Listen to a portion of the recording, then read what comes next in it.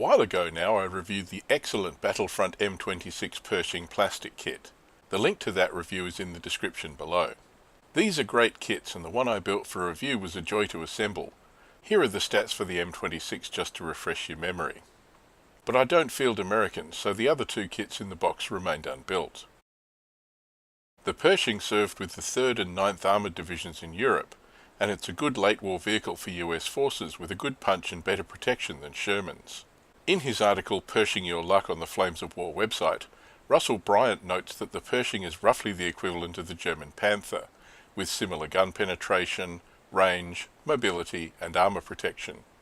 Bryant suggests using the Pershings for overwatch, engaging targets at long range. The exception would be when facing heavier German tanks, when the M26 would need to use its mobility advantage to position for flank shots.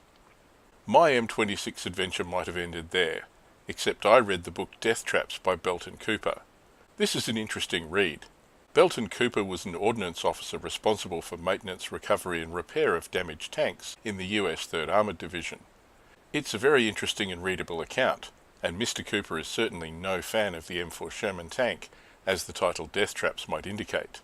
However, he did like the M26 Pershing, and there's one chapter in the book where he talks about being involved in the modification of one of the trials vehicles, designated the T26E4 or Super Pershing.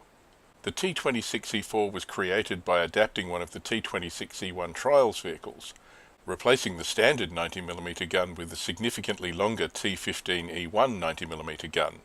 This new gun was almost twice the length of the standard weapon, and was meant to match the firepower of the German 8.8cm KWK-43 cannon of the Tiger II. Mounting the longer and heavier gun in the M26 turret required fitting external recuperator springs to assist in stabilisation, and a counterweight at the rear for balance. The T26E4 prototype was sent to the 3rd Armoured Division in Europe for tests and combat trials. In his book, Cooper talks about the additional modifications his team made to the vehicle after their initial testing. To address an existing weakness in the M26 mantlet, additional armour was added, made by cutting up armour plate from a destroyed Panther. The batwing extensions to the mantlet armour were added later, and this shape placed some of the weight of this extra armour behind the pivot point of the gun. Additional armour plates were also added to the front of the hull. Although a limited number of T26E4s were built after the war, this modified prototype was truly one of a kind. The Battlefront kit has the parts to allow you to build this vehicle for your forces, and the stats to field it. The front armour increases from 10 to 13, and the anti-tank from 14 to 16. The trade-off is mobility, with the T26E4 rated as a slow tank, and adding the overloaded rule.